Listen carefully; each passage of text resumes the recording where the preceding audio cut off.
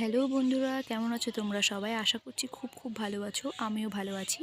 আমি আর মা আজকে চলে এসেছি দিদার বাড়ি। সরস্বতী পুজোর একদিন পর এখানে চড়ক পুজো হয়।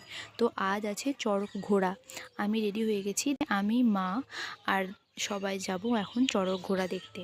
তো চলো, সবটাই তোমাদের সঙ্গে শেয়ার করছি। তো আমরা যাওয়ার পরে দেখছি চড়কটাকে বাঁধা হচ্ছে, যেহেতু ভক্তরা উঠবে সেজন্য ভালোভাবে বেঁধে নেওয়া হচ্ছে।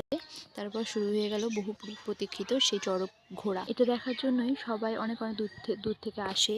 তো তোমাদের অনেকের ওখানে হয়তো চৈত্র মাসে চড়ক দেখেছো, কিন্তু এখানে অনেক বছর আগে থেকেই মাঘ মাসেই চড়ক হয়ে থাকে। দেখো কত ভিড় এখানটাতে, প্রচণ্ড লোক এসেছিলো। তারপর এখানকার সবচেয়ে ঐতিহ্যবাহী বুড়ো শিব দেখে নিলাম আমরা। আর তারপর দেখে নিলাম এখানকার ঐতিহ্যবাহী মা সরস্বতী। এখানকার একটা নিয়ম আছে যে চড়ক ঘোরার পরে গ্রামে যত ঠাকুর হয়েছিল, শিব ঠাকুর, সরস্বতী ঠাকুর, সব ঠাকুর এখানে ঘোরে তারপর বিসর্জন হয়। সেই মতেই এখানে সব ঠাকুরগুলো ঘুরছে।